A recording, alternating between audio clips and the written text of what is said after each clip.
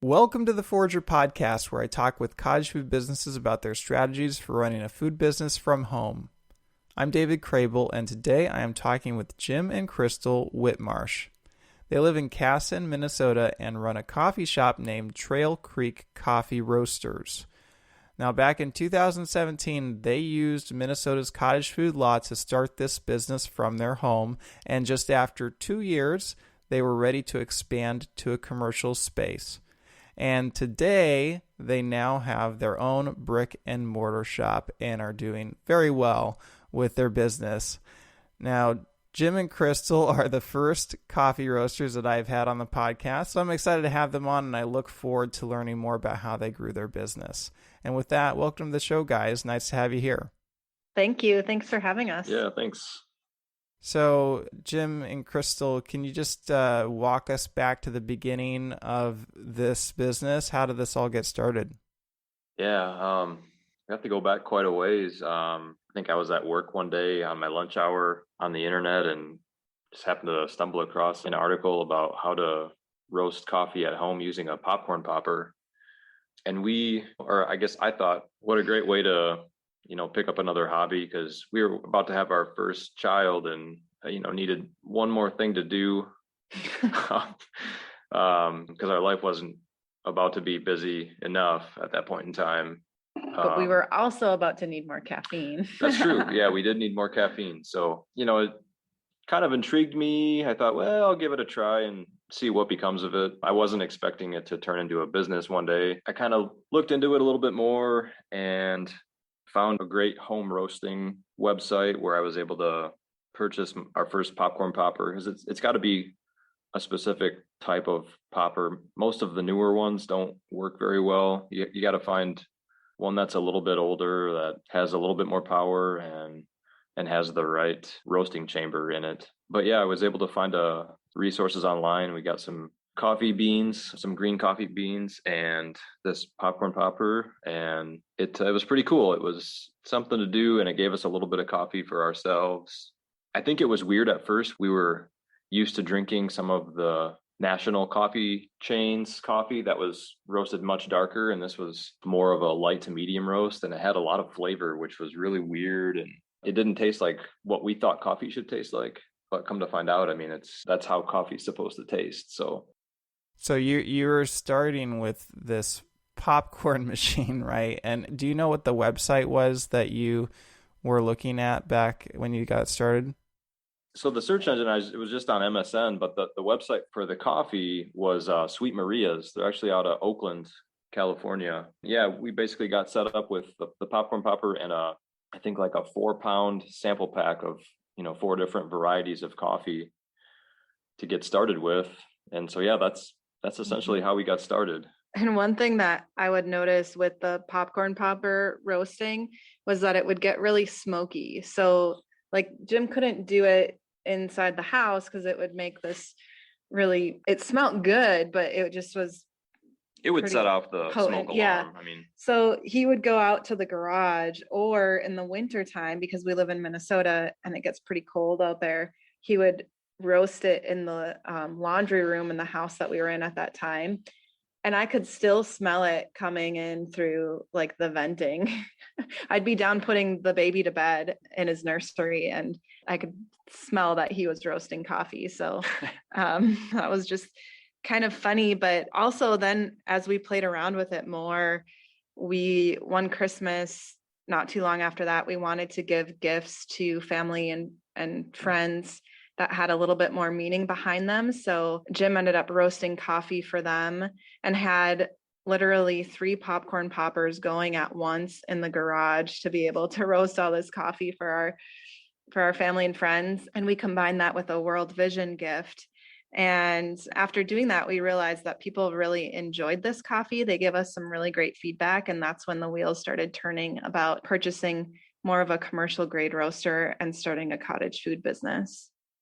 So when you started with this popcorn popper, I can't imagine it was that expensive. I'm thinking of maybe it was a really high-end popcorn popper, but do you remember what the price of the popcorn popper was in contrast to the like small roaster that you ended up buying? I mean, it was probably $25 or $30 for this popcorn popper. It was one of the newer, when I say newer, I mean, I think it was manufactured in 2007. It's called like a stir It was crazy or something. a West Bend Air Crazy. And then actually Crystal ended up going on, and I think she found one of the original West Bend Poppery 2s on eBay. And that actually has enough power to get you into a darker roast if you want to get into second crack. But the Air Crazy that we had would really just get you to about a medium roast. It would get you through first crack, and that's about it. But yeah, I mean, you can only do, a half a cup at a time. And then once we realized after that Christmas that we had given it as gifts and realized that we could potentially turn this into a side hustle or something, that's when I started exploring the possibility of getting an actual coffee roaster. And I had found a few like countertop models that you just use in your kitchen. Some of the reviews, again, had the same issues with smoke being generated and just not really being super ideal for what we were thinking we would be using it for. And then that's about when I think I had stumbled across Mill City Roasters out of Minneapolis, Minnesota here. I think they were kind of just getting going right about the same time, actually. They had a wide range of roasters from a 500 gram model all the way up to probably 20, 30 kilograms at that point in time. So yeah, I started looking into that more. And actually, at the time I was traveling for work, I was able to go there and check out. They had a 500 gram and I think a 1 kilogram in their shop at the time. That's when we decided to go with the 1 kilogram model, because I was really new to the whole food manufacturing thing. And I knew that we weren't going to be able to do a whole lot as far as like wholesaling and retailing at that point in time, knowing that it was going to be set up in our garage. But they had kind of pointed me to the cottage food world. And from there, then figured out what we were able to do with the cottage food license. And that really helped to kind of get us launched. And then it just continued from there. We got to the point where we were going to vendor shows and farmers markets, and people seemed to, really take an interest in the coffee. So yeah, kind of got to the point where, go ahead. Yeah, I was just going to say, Jim was, he would commute an hour and a half one way to work, and then he would get home and we would have dinner. We'd get the kids to bed, and then he would roast coffee in the garage until like midnight, and then I remember like packaging coffee in the kitchen and just having bags of coffee all over, and bags of green coffee. That's what we call coffee that hasn't been roasted yet, like sitting in our bedroom. Like it was just all over. And so finally we were like, we need to either decide to like scale back or push forward and find a commercial space. Yeah, I can tell this is definitely a homegrown operation with humble beginnings for sure. So when you were using the popcorn poppers, I mean, do you think that you could have started any kind of side business with those machines, or do you think the production of them just isn't practical for anything other than personal use? I think it would have been pretty tough to start any kind of a cottage food business with the popcorn poppers. They just don't have the capacity. It was enough for us for our personal use and just being able to kind of play around with the popcorn popper. Well, I asked just because I've seen a picture of this roaster that you got, which I think it was called a micro roaster, so it doesn't even do that much, but it looks like quite the contraption. Like I feel like it has like an exhaust vent, and it didn't look cheap. Do you know how much you spent on that piece of equipment? Yeah, it wasn't cheap. It was a few $1,000s at that time. But yeah, it definitely boosted our production. Even nowadays, I mean, we still have the 1K roaster in our shop here, and we use it more for sample roasting. So when we get a new coffee, we'll roast small batches on our 1 kilogram and profile new roasts or new coffees and figure out where those coffees are best roasted at what roast levels. But yeah, it was definitely at that point in time, it was an investment for sure. But I knew even if I had decided that we didn't want to take the business any further, it would make a good roaster just for us to have for our own consumption. So do you think that somebody kind of needs to be ready to make that investment, or is there a way for them to Do you think they could use the popcorn popper to at least prove that they want to move forward with the business like you did? Or is there another option? Like you said, there are those countertop options. Like what should somebody be thinking about if they're trying to start a coffee business? Yeah, I mean, the popcorn popper is definitely a good starting point. And then from there, I think you could probably use a countertop roaster and make that work for a little bit. Once you kind of really get into the roasting aspect, and if you're really enjoying it and want to make a business out of it, at some point you're probably going to have to make a decision of, am I going to just continue with the countertop roaster, or it looks like I've got enough demand that maybe I could get something a little bit bigger. It really just depends on how much of it do you want to do, and how much time do you want to spend producing your product. Yeah. So just a quick comparison. We'll get into, your brick and mortar coffee shop later, but you now have a bigger roaster in your shop. Like, how much does that cost and how much does that produce in comparison? Oh man. There's a big difference. Yeah, so we just got a bigger roaster. It's from the same manufacturer, Mill City Roasters. It's a 10 kilogram. It costs about as much as I guess like a mid-sized luxury car. And I don't know if I mentioned it earlier, but I do this full time. Yeah, Crystal works in a large healthcare system in Rochester. We both work in the business together, but I'm the one primarily doing most of the work. I mean, I do all the roasting and packaging. Crystal does a lot of the social media and marketing stuff and business networking, but a lot of my time is spent behind the roaster. Yeah, and so I feel to figure out how to get Jim more time away from the roaster, because he was roasting like 6 days a week. Like, how many bags of coffee can a 1 kilogram roaster produce? And I guess the 10 kilogram could probably produce 10 times as much. But I mean, you tell me. I don't know what's the production quantity looking like with these roasters? So with the 1 kilogram roaster, I was able to get about 16 12-ounce bags per hour, and now I'm able to get closer to 100 bags an hour.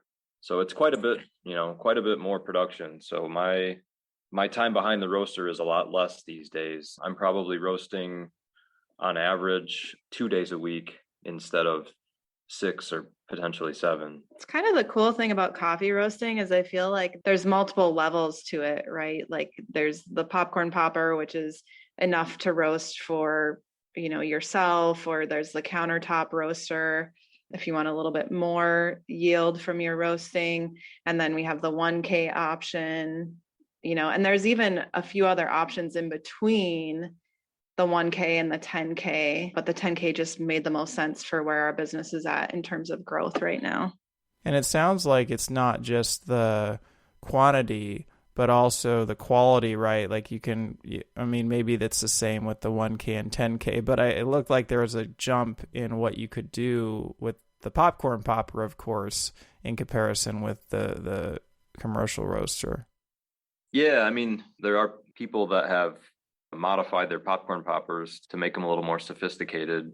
But yeah, the 1K and the 10K, the thing that I like most about them is there's a lot of data on them that I'm able to pull off of them to use when I'm roasting on the 1K. I can develop a profile for a coffee, and then I can take that profile and transfer it to the 10K. So there's really in the end result, there's virtually no difference. I would say the biggest difference is just with roasting a bigger batch of coffee, the target temperatures are elongated a little bit. So your overall roast time is just a little bit longer, but you're still getting the coffee to the same temperatures and virtually identical when it comes to how that final cup of coffee tastes after it's been roasted. So let's go back to when you started this business. In 2017, you decided to go with the cottage food thing. You got this small roaster. So how much were you selling and where were you selling initially? Oh, man. It started with friends and family. Yeah. It really started with friends and family. I think that was back to 2017. I think we were looking for farmers markets that we could get into, and they were pretty small. The one we really wanted to get into was the Rochester Farmers Market, but they're a local growers market. So with coffee, it's tricky because we don't grow our coffee beans. So we we asked a couple times and we weren't able to sell our packaged coffee there. So we ended up at a small town farmers market just north on every Saturday. And we would sell, like, we'd be excited if we sold like 10 bags of coffee, I think. Do you remember how much you were selling the coffee bags for? $10. Yep, $10 a bag at the time. Mm-hmm. Yep, that sounds like a pretty humble start to the business, but it sounds like you guys had quite the passion for it, though. Yeah, I mean, besides the roaster, we didn't have a whole lot of equipment invested at the time. You know, we didn't have a 10 by 10 canopy to keep us protected when the rains would come. We had a folding table. We had a folding like table. a card table that we would Yep. set up on. Oh gosh, it's kind of fun to think about that, where we started. A couple of air pots for like sampling, Yeah. so people could sample our coffee. Yeah. Yeah, the sampling piece was really important because small batch roasted coffee was kind of like a newer niche at that time. And so a lot of people just didn't really understand, like, why is it so special? And I think it took a while too. So many people were used to a darker roasted coffee. It was just interesting, you know, they would ask for, do you have any coffee that's roasted darker than this? And we would have to provide a lot of education on what makes a coffee and why we don't roast it dark, so that you can taste the multiple flavors of the coffee and enjoy the origin of where it came from and the differences between each coffee, rather than just roasting it so dark that it tastes like a smoky kind of burnt coffee flavor. I don't feel like we do that as much anymore. Yeah, most of our coffees in our offerings are in the medium roast range. We have a couple on the lighter side, and then usually feature one dark roast. And really, we don't even take it to a really dark level. I would call it a light French roast, just into second crack a little bit, maybe 30 seconds to a minute. But yeah, definitely not as dark as some of the dark roasts that you can find out there. Mm-hmm. Yeah, so I think we were passionate about educating and helping people to understand, you know, what makes coffee so good, and also understanding where it comes from. Jim's definitely more of the technical side of our business, and then I drive more of the outreach and just that desire to help others as well with it. So it's been just a neat combination. Yeah, so as you're getting started with this market, you know, you're doing the farmers market, maybe some other events, and educating people. I think one of the nice things about coffee is that it's very much a recurring business, right? You can get people who come back for more every single week. So did you notice that you were starting to develop customers, like lifetime customers, from this as you started to grow your business? Yeah, absolutely. We would have people come back and they would be jokingly saying this, but they would say that we ruined them because they can no longer drink their Folgers. And so it was just funny. So then they would come back, and maybe this time they would buy a couple of bags so that they didn't run out next time. We also had one lady that we had met at the farmers market, and once we expanded into a commercial space and we could sell retail coffee, there's a small business in that same town that supports other local businesses. It's a market type of business. And anyway, she would go and she would just clear out their shelf every time of this one coffee that we'd have. And then they would reach out and they would let us know, all right, so-and-so came in and now we need more of this certain roast. So it's really cool to see that. And also in our small town of, you know, Kasson's population is about 6,000 or 7,000.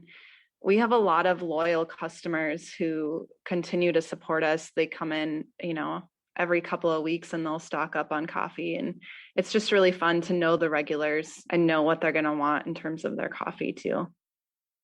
So you were building this very organically, right? Building this customer base through events.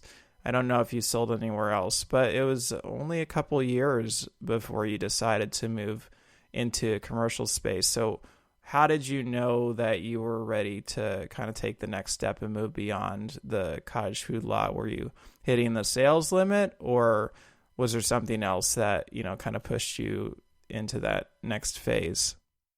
We weren't hitting the sales limit at that point in time, but we had been keeping our eyes open for commercial spaces available, because I do feel like that can be a barrier to entry. It's not always easy to find something that's available, and then two, you're almost always going to have to put some work into it. It's probably not going to be turnkey for you. So, we were kind of just playing the waiting game, and we had found out that there was going to be the building that we're in now, it was going to become available. It was like April of 2018. There was a thrift shop in the space currently. The couple that was running it decided they were going to retire and close their shop. So we went to the next city council meeting in town, because the building is owned by the city, proposed renting the space. And I think it was just a day or two later, they got back to us and said, yep, we'd love to rent the space to you. And just figured out some terms and, signed the papers right away, got on the phone to find a contractor that could come in and do the work for us to transform part of the space into a food manufacturing facility, and then did some of the work ourselves that we were able to. But yeah, all in all, I mean, I think what really led us to it was just knowing that this was going to kind of pave the way just to open up our options a whole lot more, to getting into grocery stores and other businesses like, restaurants and coffee shops and things like that. I think we had fielded a lot of questions from people as we would meet them at farmers markets and vendor shows, like, hey, can I buy a bag of your coffee somewhere other than here, or do I have to get it directly from you? And shipping, we had people that wanted us to ship. Rochester, we get a lot of people from all over, and so people come from like so many different states to come here, and they would ask us if we could ship, and we're like, well, not yet, but we're, eventually. So yeah, I think just all of those questions led us to feel like there was the support out there for growing the business. And I think we just had this sense of, if we wanted to grow, we had to make that leap. And there was one guy, I have a tendency to push Jim into things because he was working this job that he wasn't super passionate about, and it got pretty tiring for him to be commuting, and I wanted him to be able to achieve this dream of his coffee roasting business. Anyway, we were having dinner with this one guy that we had actually met at an event here in Kasson, and he was telling us about his story and how he realized that sometimes the sliding glass door isn't going to open until you get right in front of it to walk through it. And so that kind of helped us to just realize we needed to take that next step in order to be able to grow and really expand the business. So do you guys remember or know how much it costs for you to make that transition from, setting up this commercial space, getting the contractors, etc.? It was probably like around 10,000 or so for everything. And it really depends on your situation and what you have currently and everything, We had to get our 3 comp sink, a hand wash sink. We had the whole flooring in here was carpet. So we had to, get a washable floor, swap out the ceiling tiles so they were washable. Yeah, pretty much making every surface washable is key. There was some plumbing work involved. So we didn't have a ton to do, but there was enough. And then we did all of the painting ourselves. When you guys were making that transition, was there any hesitancy? Did you guys wonder in your heads whether you were making the right choice? Oh, every day. We still wonder that. Yeah. No, I think it's been good. But and we did meet some hiccups, like, oh gosh, getting a plumber out here was really hard. We're a small business, so it's not like a huge job. And so even just getting somebody to call us back to come and do the work was a challenge. Getting the HVAC people out here to do the vent work was like, everything just took so much longer than we had envisioned that it would take. And so then you start to question, like, all right, is this really the direction we're supposed to go? Yeah, it's tough. But I feel like it's necessary to question yourself though sometimes, because it's easy to have these big lofty dreams without actually kind of analyzing them and figuring out, okay, is this actually something that one, we can do, and two, we should do? But definitely, yeah, I mean, there are still days where I wonder. I mean, I feel like in any food business or just any business that you start on your own, just like coffee, I mean, it feels like a rabbit hole. How far do you want to tumble down into it, and how far you're willing to go? Mm-hmm. So when you got the commercial space set up, what do you think was the most challenging thing for you to move the business forward, or was anything surprising to you as you started to grow the business? Well, Crystal hinted at it earlier. I think getting the work done that we needed done, it was just hard to play that waiting game and getting somebody here to do it. I think getting our name out there too, we signed up to do a lot of different community events. And that was a good way to figure out what events were good sellers for us, or networking. Honestly, one of the hardest challenges we've faced is a lot of larger businesses will say that they utilize local goods or support local businesses, but actually they're getting their coffee from regional coffee roasters, or, and part of that challenge too is that the regional roasters have a little bit more, they can provide machinery in their contract, or, different things like that we can't offer as a smaller business. So it was kind of more about making the right connections with the right people in order to grow as well. Like we got into one of the grocery stores in Rochester. We met the health market manager at an event called the Local Feast event, and that happens once a year, and they bring in different buyers on one of the days, and it just so happened that he was in the market for a local coffee roaster. But then that helped because we may not have known to try to get into the health market side of the grocery store versus like putting our coffee next to, a bag of coffee that might cost like half the price of ours, but wasn't locally roasted and probably not as fresh as what we're roasting it. It might have been a challenge to, I don't know how quick it would move next to that, but in the health market, it really seems to do well there. So that was a good realization and just a good connection that we made. Yeah, it seems like you guys have done a good job of making a lot of connections. I noticed that it seems, you're talking about how a lot of businesses don't actually support small and local businesses, but it looks like you guys definitely do. You have collaborations all over the place. As I was looking through your Facebook feed, it seems like you're constantly working with other businesses. So can you talk a little bit more about that?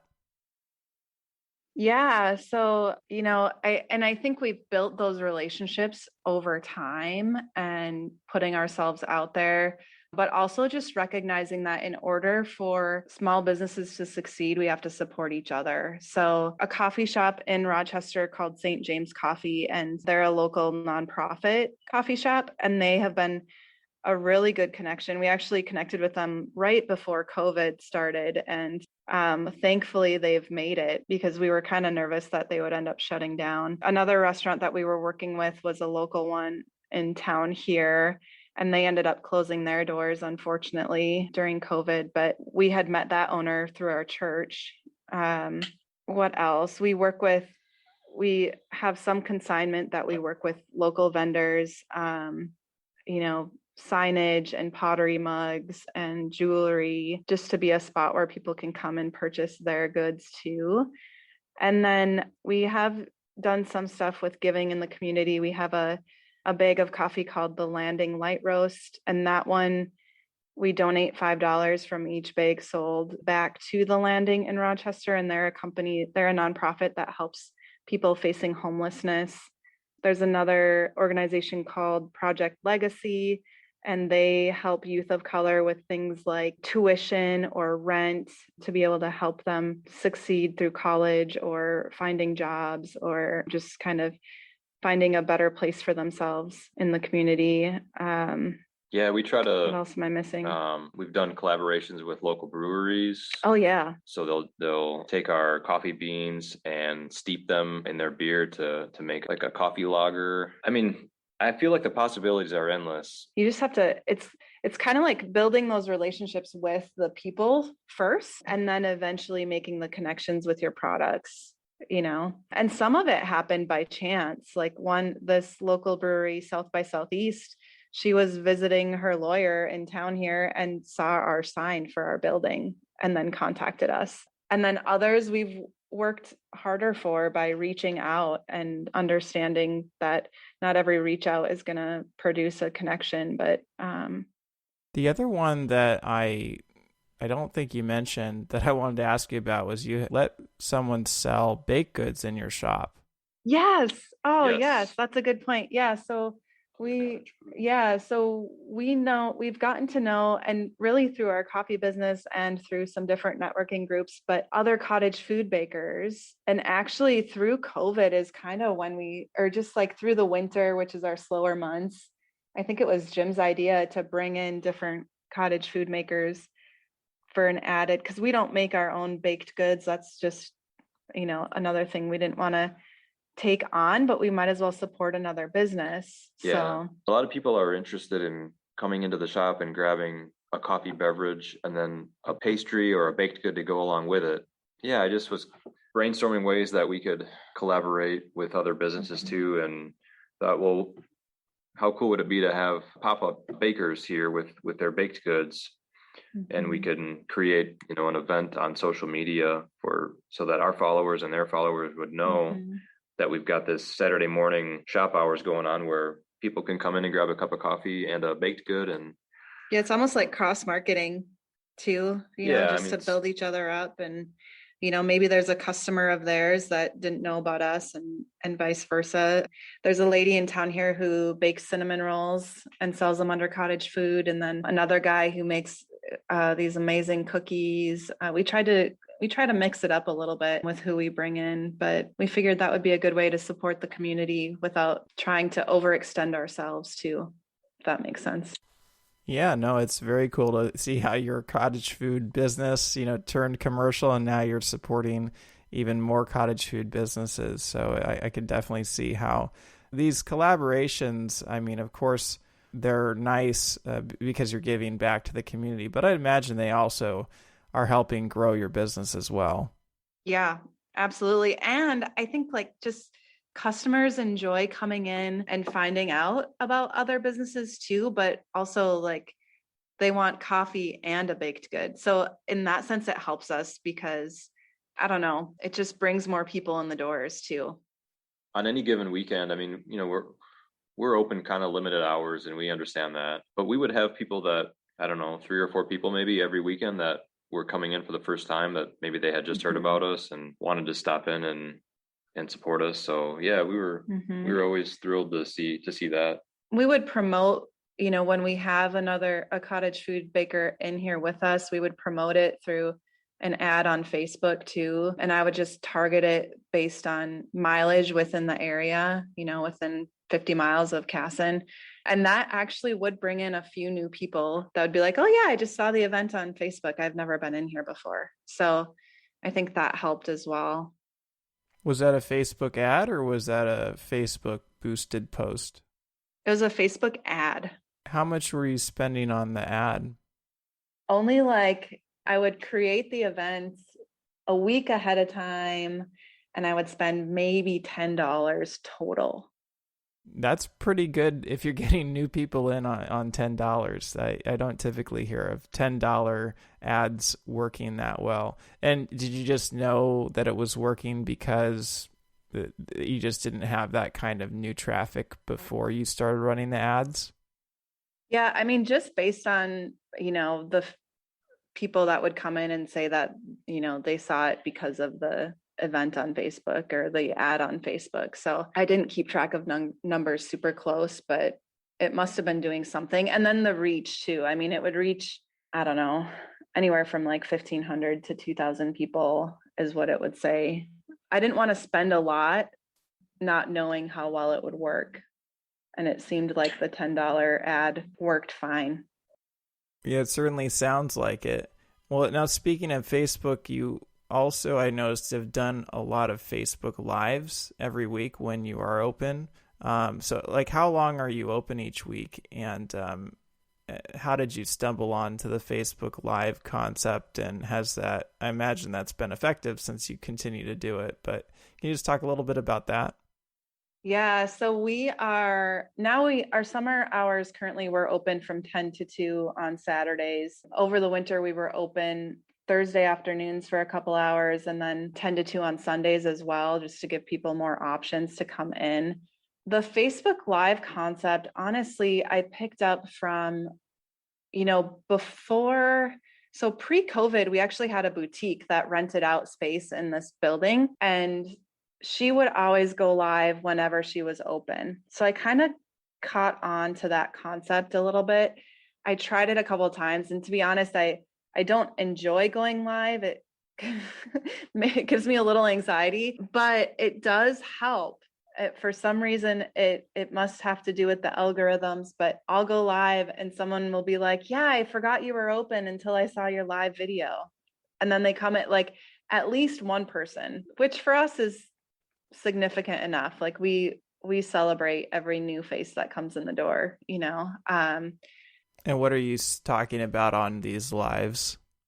So typically I'll jump on and let people know, hey, we're open. These are the coffees we have on the shelf. And oftentimes I'll just go through and talk about each coffee and the tasting notes. And then also I'll share different things from the other vendors that we have in here on consignment, like the jewelry stuff, or, if we've gotten some new pottery in, some of our merchandise I'll share on there. If my kids are being goofy and making a fort, I'll usually flash them on the live too.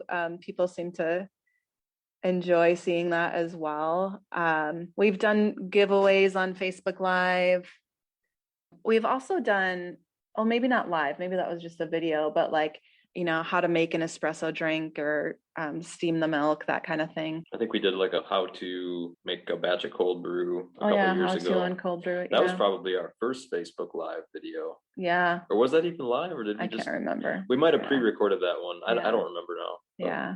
But yeah, the videos really seem to gain a lot of traction. Yeah, I know that Facebook really likes to promote lives in particular. For whatever reason, those play really nicely with their algorithm. But you mentioned you're going live and showing your kids, and I know you mentioned earlier in the episode that you started a family right around, I think, exactly the same time you were like trying to start this business. So that sounds kind of crazy. Yeah. Yeah. It is. Yeah. Yeah, we were expecting our first child in September of 2014, and it was only a few months before that I had seen the video about roasting your own coffee on a popcorn popper. Mm-hmm. So, I mean, at that point in time, I didn't have any visions of where we're at right now, obviously, but I thought, this would be something cool to do just to try. But yeah, it certainly has been interesting starting a business with a couple of young children too. Yeah, when we were at the smaller farmers market, we would bring the kids. So we would all go to the market and they would play outside while we would sell coffee. Now that we're at the Rochester Farmers Market now as a concession vendor with our coffee cart. And so it's busier. So typically I'll hang out at the shop with the kids and Jim will go to the farmers market. But the cool thing about building a business and raising kids is that the kids get to be involved. Our customers know our kids. Our kids like, oh yeah, they know them, are very social. Like they're not afraid to talk to people.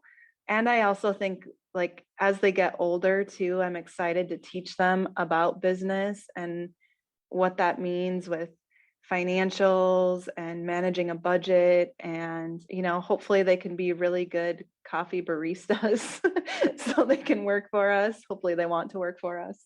I think there's just a lot of benefit in that, and Yeah, it's cool. They know that when they're at school, dad is working the coffee business, and it's kind of a neat thing for them to witness that.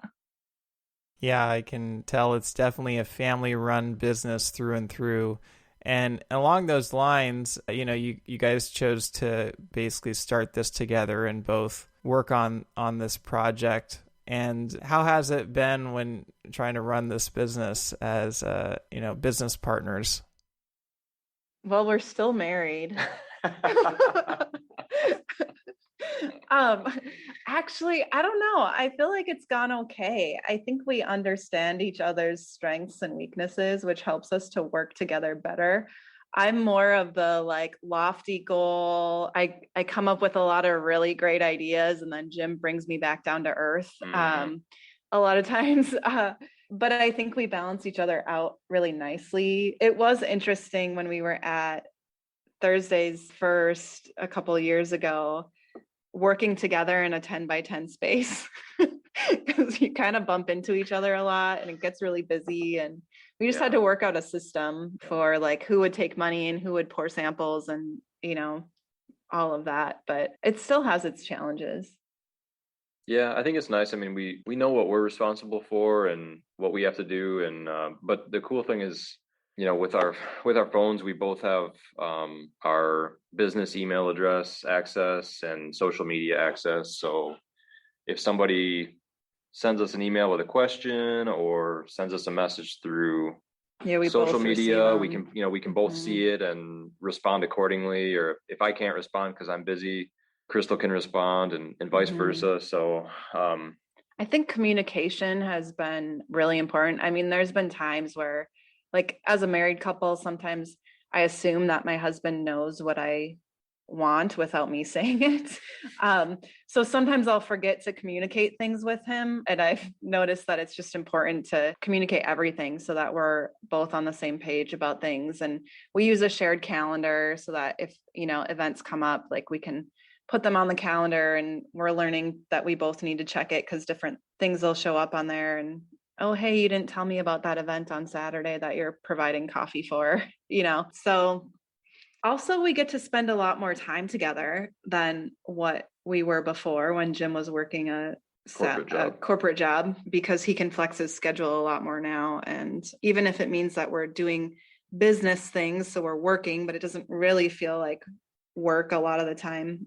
At least we get to do that together. We get to go and make coffee deliveries together, and I just feel like we see each other a lot more, which is one of the motivating factors for starting the business too, is to have more time together.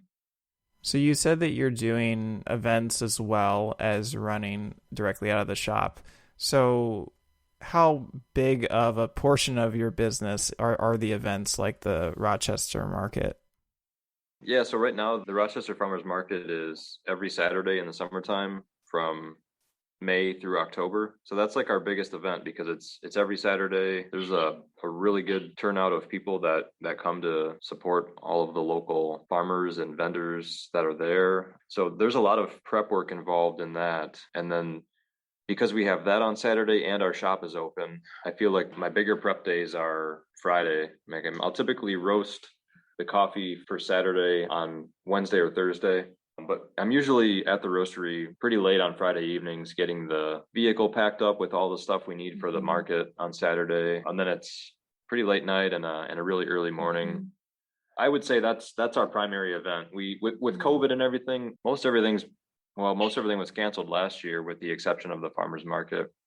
And so this year, we've kind of been slow to get back into other events just because we don't want to overdo it. That coupled with getting into a couple of more grocery stores now here locally, that's been a pretty big opportunity for us to sell some more product. We are catering a couple of weddings this year. Yeah. Too, with the cart. Yep. I'd say most of our business though is still the wholesale production of the coffee.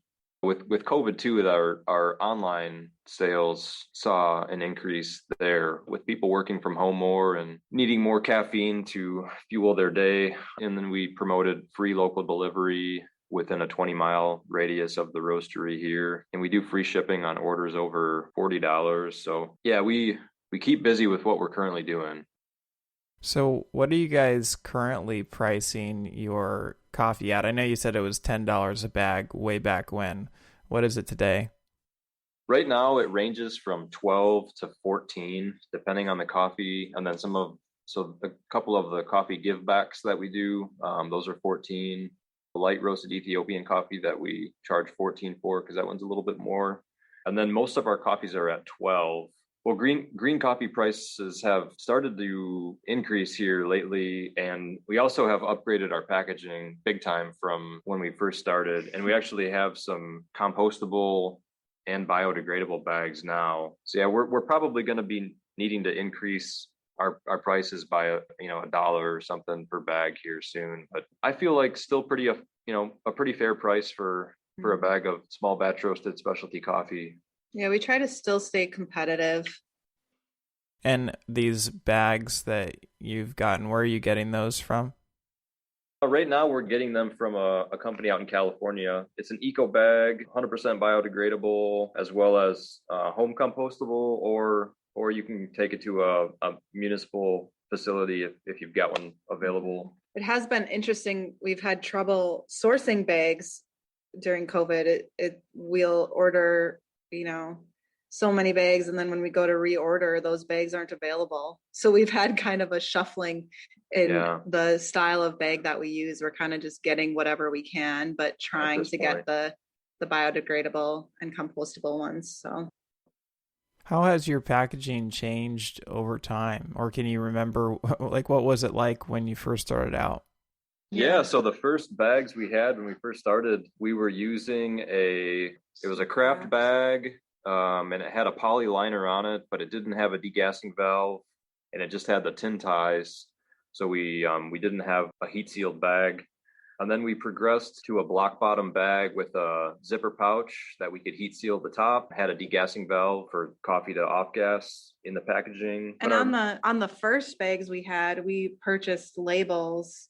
So Jim designed the labels on the computer, and then we bought them from a label company and stuck them on there. And now we're stamping our bags with our logo, and then we have our own label printer that he uses to print off the information about the coffee and the ingredients and all of that stuff too. So yeah, I noticed that your logo and branding, I feel like it's been nice from the beginning. Like, it looks very nice.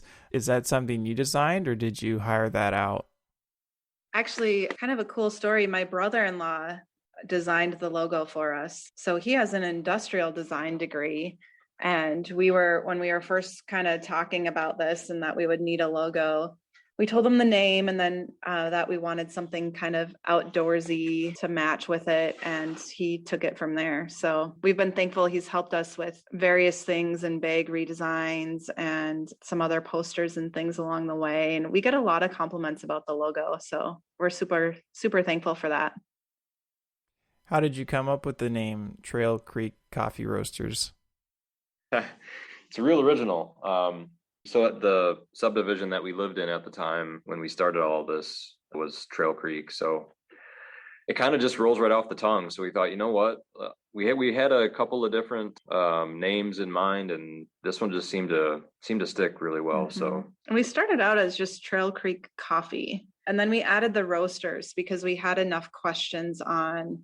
People were getting kind of confused, like, well, are you a coffee shop? And especially at that time, as a cottage food business out of our home, we're like, no, we're not a coffee shop, but we roast coffee. So that was helpful in just distinguishing what it was we did.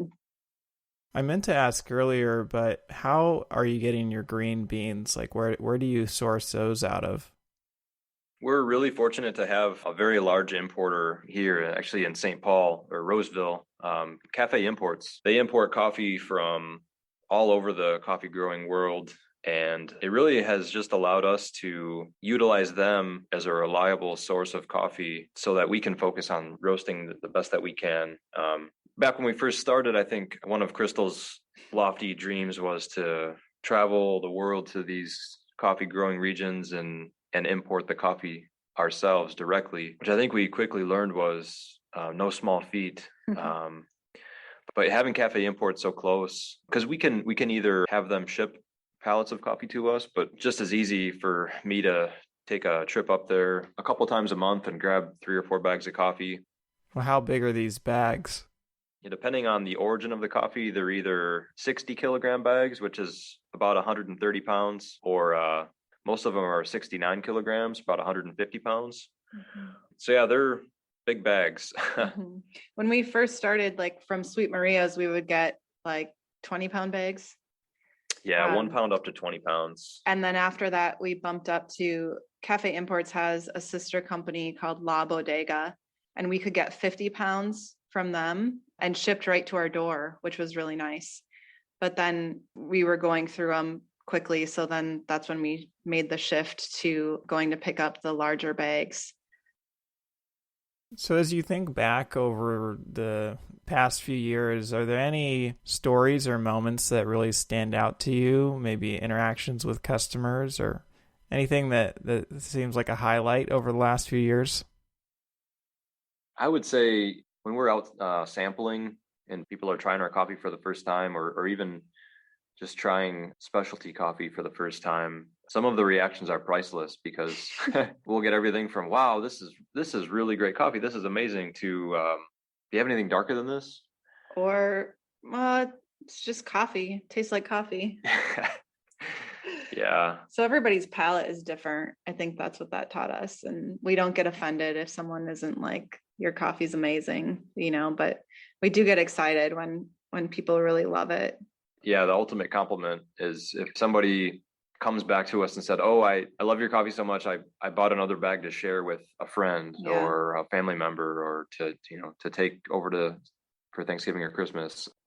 I feel like a lot of times it's when you're trying to start a business and you're in it, it can be a struggle. So hearing stories about people, they're sharing how they found your coffee, or when they first had your coffee, or the fact that they're sharing it with other people. I mean, that's feels pretty good knowing that they liked it enough to want to share it with somebody else.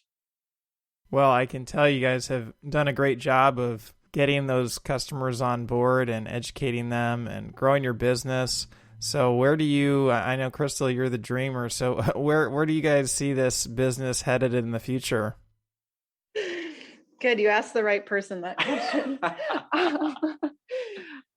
Honestly, well, it's just been an interesting journey. If you would have asked us that even just a year ago, I would have told you that we wanted to transition our current space into a full-on coffee shop with hours, every day of the week. But recently we've had another business moved to town who's running a gift shop and a coffee drive-through. And she's going to use our beans, which is amazing. She came up to us and really respected us and just said, hey, how can we help each other out? So I thought that was really cool. So now, I don't know, I kind of almost see us shifting more into, and Jim might disagree, but into more of targeting that wholesale market. We did one roasting 101 class, which was really successful. So I could see us doing more classes on how to roast. We had a small group come in and Jim provided some education. They got to have coffee and they got to roast coffee and then take home a couple of bags of coffee. So that was a really cool just roasting experience. So that's something that we'll continue to provide. Also building out some form of coffee bar in this space so that we could maybe do another type of class with like different brew methods and how to brew coffee and do some cupping things that way. So I see us kind of just like gearing more towards that and hopefully becoming a little more hands-off so that we can just have more time as a family too. But also I still have that dream of going to the coffee farms. So we are doing a coffee farm trip to Belize in February of next year. We're going to go and harvest coffee on a newer coffee farm and process it with them and roast it with them. And they roast it on a wok over a fire. And so it'll be a really neat experience. I think they'll be able to educate us on the coffee growing side, and maybe we can educate them on the coffee roasting side. So maybe not necessarily an importing type of business where we import the beans directly, but getting to go and at least visit the farmers and have that experience too. So I don't know. Maybe Jim's got other dreams. I have all kinds of dreams. I can't shut my brain off most of the time. Thinking, lying in bed at night, thinking about different things we could do. I really like, from like a coffee roasting standpoint, I can flex my schedule around as needed for our family. And I'm not necessarily needing to be here at a certain time every day, which I think that aspect is really nice. So yeah, I think that we'll continue to grow the roasting operation, and like Crystal said, wholesaling. I feel like there's a lot of opportunity in the area for that growth. And then who knows? Yeah, we the full coffee bar cafe has seemed like it's taken a backseat here recently, which is probably a good step back, just to take a look and see other opportunities that we can grow and but still stay still keep that family time that we have, just every day reminded how quickly our kids are growing up, and they're probably going to be out of the house before we know it. So we really want to just try to spend as much time with them as I can. And I know Crystal feels the same way. So yeah, right now we're just kind of focused on growing what we're currently doing. We're definitely open to new concepts and things as different opportunities are presented to us. I mean, we'll definitely weigh everything out. And we have talked about at some point maybe trying to do a drive-through coffee place, but yeah, I feel like that's pretty far away. Well, I can tell you guys are very passionate about it, and you certainly done a great job building it to this point. Now, if people want to reach out to you, how can they get in touch or find you? Probably the easiest way is going to our website, www.trailcreekcoffeeroasters.com. We've got a shop there where you can order our coffee. You can find us on Facebook and Instagram. Yep. At Trail Creek Coffee Roasters. And then email is great too. It's just trailcreekcoffee@gmail.com. Well, great. Thanks so much for coming on the show today. I mean, I could tell you that you are a great asset to your local community, and you're giving back as well. So it's really cool to hear your story and how you've built this up from totally nothing to quite the business today. And I'm looking forward to seeing where it goes in the future. Yeah. Awesome. Thanks for having us, David. That wraps up another episode of the Forger podcast. Clearly, Jim and Crystal are really good about constantly seeking new opportunities and collaborations in their business. Now, some of them may not always pan out, but they keep following what is working, and I think that's a big contributor to their success. For more information about this episode, go to forger.com/podcast/37. And if you enjoyed this episode, please head over to Apple Podcasts and leave me a review. A review is the best way to support the show and will help others find it as well. And finally, if you are thinking about selling your own homemade food, check out my free mini course where I walk you through the steps you need to take to get a cottage food business off the ground. To get the course, go to cottagefoodcourse.com. Thanks for listening, and I'll see you in the next episode.